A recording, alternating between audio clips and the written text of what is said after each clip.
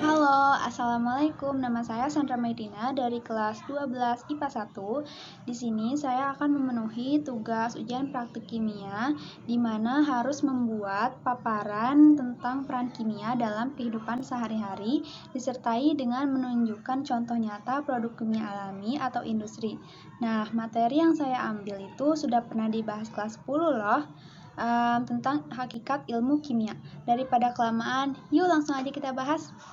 Pernah gak kamu ketemu orang yang bilang kalau bahan kimia itu beracun lah, bahaya lah, bahkan bisa mematikan? Pokoknya anti banget sama yang namanya kimia. Pengennya cari produk yang herbal-herbal aja, yang ada tulisan tanpa bahan kimia. Nah, biasanya orang-orang yang kayak gitu tuh belum terlalu kenal sama kimia. Padahal gak semua bahan kimia itu berbahaya loh. Banyak bahan kimia yang justru bikin kita tetap hidup loh. Contoh gampangnya itu udara yang kita hirup, air yang kita minum,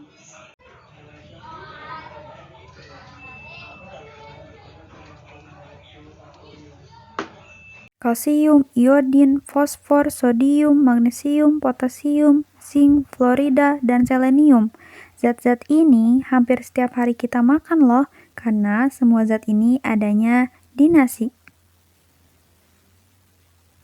Artinya dari kamu makan, minum, bahkan sampai bernapas aja itu udah berhubungan sama kimia loh. Nah, biar makin paham tentang kimia, yuk kita pelajari materinya lebih lanjut.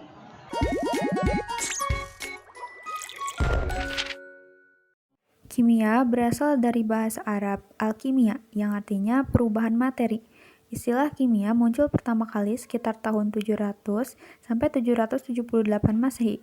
Pencetusnya itu Jabir Ibnu Hayyan, dikenal sebagai the father of Arab chemistry. Jabir bareng ilmuwan lainnya nemuin berbagai jenis zat kayak alkohol, arsenik, asam ionida, asam sulfat, dan asam nitrat. Seiring berjalannya waktu, banyak banget penemuan-penemuan baru tentang ilmu kimia, salah satunya yang terjadi di tahun 1803. John Dalton, seorang guru sekolah asal Inggris, ngajuin teori atom untuk pertama kalinya. Dari teori ini, Dalton ngejelasin kalau atom itu sebagai partikel dasar penyusun materi. Jadi, semua yang ada di sekitar kita bakal ngandung atom-atom di dalamnya. Di tahun 1800-an, ada sekitar 30 unsur-unsur kimia yang udah dikenal. Unsur itu partikel yang isinya cuma satu jenis atom. Nah, karena muncul teori atom tadi, ilmu kimia jadi makin berkembang. Banyak unsur kimia baru yang ditemukan, jumlahnya meningkat dari 30 jadi 80 unsur di tahun 1900-an. Dan sekarang udah ditemuin lebih dari 100 unsur yang udah dikenal. Unsur-unsur kimia ini disebut materi. Materi adalah segala sesuatu yang menempati ruang dan mempunyai massa. Secara umum, ilmu kimia itu ngebahas tentang rekayasa materi. Rekayasa itu maksudnya ngubah suatu materi jadi materi lain. Buat mengetahui materi, para ahli harus tahu dulu susunan, struktur, dan materinya. Kita juga harus tahu gimana materi itu bisa berubah kalau lingkungan di sekitarnya juga berubah. Susunan materi itu apa ya? Coba kita bandingin antara Air dan alkohol. Air tersusun dari dua jenis unsur, hidrogen dan oksigen. Rumus kimianya H2O.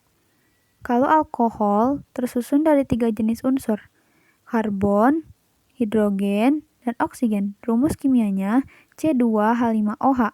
Karena susunannya beda, air sama alkohol punya sifat yang beda juga.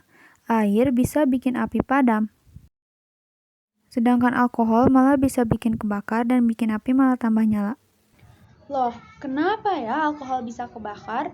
Kalau orang yang gak belajar ilmu kimia, pasti dia bakal jawab, gak tahu deh, emang gitu kali. Tapi di kimia, justru kita mau cari tahu kenapa itu bisa terjadi. Pendekatannya dari segi materi tadi. Menurut ilmu kimia, Alasan alkohol bisa bikin kebakar itu karena atom penyusun di dalamnya ngebentuk ikatan yang kurang stabil. Jadi, dia bisa berikatan dengan atom lain. Makanya timbul api. Tapi kalau air, hidrogen dan oksigen di dalamnya udah ngebentuk ikatan yang stabil. Makanya dia gak bereaksi lagi dengan oksigen di udara, gak kebentuk api deh. Selain susunan materi, kita juga harus tahu tentang struktur materi. Struktur materi itu gambaran gimana atom-atom saling terikat. Contohnya, Intan sama grafit. Mereka sama-sama tersusun dari atom-atom karbon, tapi sifat keduanya sangat jauh berbeda. Hal ini karena mereka punya struktur yang beda. Atom karbon di intan berikatan sama 4 karbon lainnya, kebentuk 5 segitiga sama sisi, atau bahasa kerennya tetrahedral. Ikatan ini kuat banget dan gak gampang putus. Makanya intan jadi materi paling keras. Bahkan suka dijadiin pisau buat motong kaca.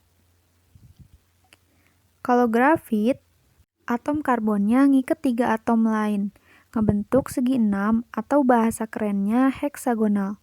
Strukturnya berlapis-lapis kayak kartu. Lapisan ini gampang banget ngegeser, makanya tekstur grafit jadi gas keras intan. perbedaan struktur bikin materi punya sifat yang berbeda-beda juga, walaupun susunannya atau atom di dalamnya itu sama. Menurut susunan partikelnya, materi dibagi jadi 2 jenis, zat tunggal dan zat campuran. Yang namanya zat tunggal artinya partikel penyusunnya cuma satu jenis, bisa unsur atau senyawa aja. Unsur itu zat tunggal yang tidak bisa diurai lagi, menjadi zat yang lebih sederhana dan hanya tersusun dari satu jenis atom. Contohnya, unsur hidrogen yang tersusun atas atom H, terus unsur karbon yang tersusun atas atom C, dan unsur oksigen yang tersusun atas atom O.